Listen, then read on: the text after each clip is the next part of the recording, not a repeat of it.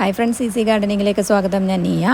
ഇന്ന് നമ്മൾ ബൊഗൈൻവില്ലയ്ക്ക് നിറയെ ഈ കാണുന്ന രീതിയിൽ പൂക്കൾ ഉണ്ടാക്കി കിട്ടാൻ എന്ത് ചെയ്യണം എന്നുള്ളതാണ് പറയാൻ പോകുന്നത്. എന്ത് വളമാണ് ഞാൻ ഇട്ട് കൊടുത്തതെന്ന് കാണിക്കാൻ പോവുകയാണ്. അപ്പോൾ വീഡിയോയിലേക്ക് കിടക്കാം. അതിന് മുൻപായിട്ട് ചാനൽ ഇതുവരെ നിങ്ങൾ സബ്സ്ക്രൈബ് ചെയ്തിട്ടില്ലെങ്കിൽ സബ്സ്ക്രൈബ് ചെയ്യാൻ മറക്കരുത്. തൊട്ടടുത്ത് കാണുന്ന ബെൽ ഐക്കണിൽ ഓൾ എന്ന ഓപ്ഷൻ തന്നെ സെലക്ട് ചെയ്യാൻ മറക്കരുത് കേട്ടോ. അപ്പോൾ ഈ ഒരു രീതിയിൽ ബൊഗൈൻവില്ല പൂത്ത് കിട്ടണമെന്നുണ്ടെങ്കിൽ നമ്മൾ കുറച്ച് കാര്യങ്ങൾ ചെയ്ത് കൊടുക്കണം.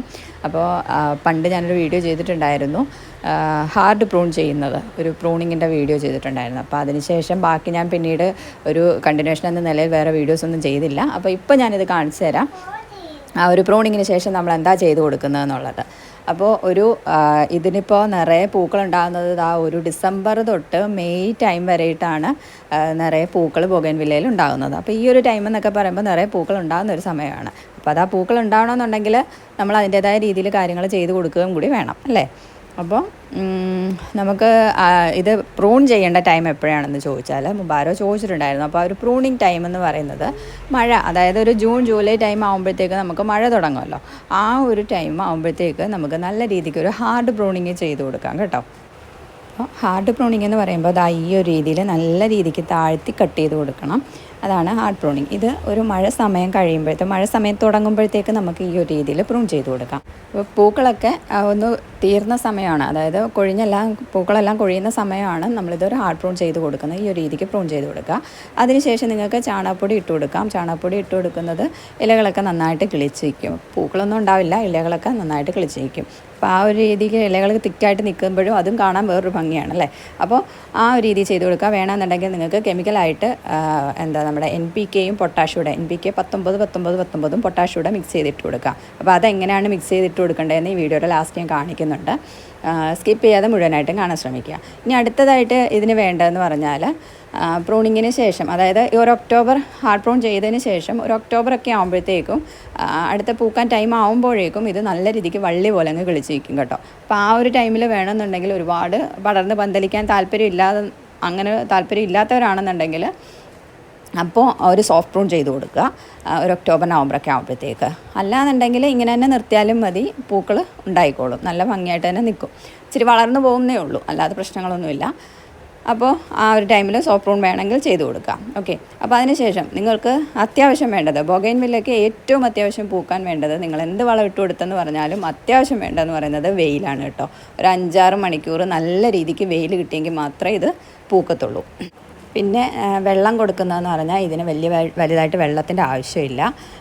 അതായത് പൂക്കളൊക്കെ ഒന്ന് കൊഴിയാതെ നിൽക്കണം എന്നുണ്ടെങ്കിൽ കുറേശ്ശെ വെള്ളം മാത്രം ഡെയിലി ഒഴിച്ചു കൊടുക്കുക എന്നുള്ളതേ ഉള്ളൂ കേട്ടോ. അല്ലാതെ ആഴ്ചയിൽ ഒരിക്കലെങ്ങാനും മണ്ണൊക്കെ നല്ല രീതിക്ക് ഡ്രൈ ആയി എന്ന് തോന്നുന്ന ടൈമിൽ മാത്രം നല്ലപോലെ വെള്ളം ഒഴിച്ചു കൊടുത്താൽ മതി. അല്ലാതെ ആവശ്യമില്ല, വെള്ളത്തിൻ്റെ ആവശ്യമില്ല. ബൊഗൈൻവില്ലയ്ക്ക് ആവശ്യം ചൂടാണ്, അതിൻ്റെ വേരിനൊക്കെ ആയാലും ചൂടാണ് അത്യാവശ്യം. എങ്കിൽ മാത്രമേ ഇതിന് നല്ല രീതിയിൽ പൂക്കൾ ഉണ്ടാകത്തുള്ളൂ. പിന്നെ ആ പൂക്കളൊക്കെ ഒരു വെയിലത്തെ ചൂടത്ത് പെട്ടെന്ന് കൊഴിഞ്ഞു പോകാതിരിക്കാൻ വേണ്ടിയിട്ട് മാത്രം ഉള്ള വെള്ളം, ജസ്റ്റ് ഒരു ഈർപ്പം മാത്രം ഇങ്ങനെ മണ്ണിൽ നിർത്തിയാൽ മതി. അല്ലാതെ ഓവർ വാട്ടറിങ് ഇതിന് ആവശ്യമില്ല. പിന്നെ പ്രൊപ്പഗേഷൻ എന്ന് പറയുമ്പോൾ നമുക്ക് ഒരു മഴ തുടങ്ങുന്ന ടൈമിൽ നമുക്ക് പ്രൊപ്പഗേറ്റ് ചെയ്യാവുന്നതാണ്. അപ്പോൾ ഇത് പ്രൊപ്പഗേറ്റ് ചെയ്യണമെങ്കിൽ നമ്മൾ ചുമ്മാ ഒരു മഴ ടൈമിലാവുമ്പോൾ കുഞ്ഞു കമ്പ് മതി, ഒരുപാട് മൂത്ത കമ്പും വേണ്ട, എന്നാൽ തീരെ ഇളം കമ്പും പാടില്ല. ഇടത്തരം നിൽക്കുന്ന ഒരു കമ്പ് വലിയ നീളമില്ലാത്ത തരത്തിൽ കട്ട് ചെയ്തതിന് ശേഷം മണ്ണിൽ കുത്തിവെച്ചാൽ മതി. പെട്ടെന്ന് തന്നെ വേര് പിടിച്ച് കിട്ടും. അപ്പോൾ അടുത്തതായിട്ട് ഇതിന് NPKയും പൊട്ടാഷ്യം എങ്ങനെ ഇട്ട് കൊടുക്കണമെന്ന് നമുക്ക് നോക്കാം. അപ്പോൾ ഇവിടെ ഞാൻ 19 എടുക്കുന്നത് NPK, പിന്നെ അതുപോലെ തന്നെ പൊട്ടാഷ്യം എടുക്കുന്നുണ്ട്. അപ്പോൾ ഇത് നിങ്ങളുടെ ചെടി എത്രത്തോളം ഉണ്ട്, എത്രത്തോളം സൈസ് ഉണ്ട് എന്നുള്ളതനുസരിച്ചിട്ട് വേണം നിങ്ങൾ എടുക്കാൻ. അപ്പോൾ ഇവിടെ ഇപ്പോൾ ഞാൻ 2 സ്പൂൺ വെച്ചിട്ടാണ് എടുക്കുന്നത് കേട്ടോ. അപ്പോൾ ഇത് നമ്മൾ വെള്ളത്തിൽ അലിയിച്ചൊഴിക്കുകയല്ല ചെയ്യുന്നത്, ഇവിടെ ഇപ്പം മിക്സ് ചെയ്തിട്ട് മണ്ണിൽ ഇട്ട് കൊടുക്കുകയാണ് ചെയ്യുന്നത് കേട്ടോ. ഇത് വേണമെന്നുണ്ടെങ്കിൽ നിങ്ങൾക്ക് വെള്ളത്തിൽ അലിയിച്ചിട്ട് ചുവട്ടിൽ ഒഴിച്ചു കൊടുക്കുകയും ചെയ്യാം. അപ്പോൾ ഇതിന് വെള്ളം ആവശ്യമില്ലാത്തത് കൊണ്ടാണ് ഞാനിപ്പോൾ ഈ ഒരു ടൈമിൽ ഈ രീതിയിൽ ചെയ്ത് കൊടുക്കുന്നത് കേട്ടോ.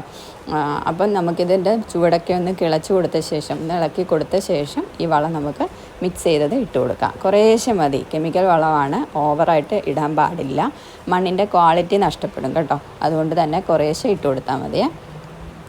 പിന്നെ എന്തുകൊണ്ടും നമുക്ക്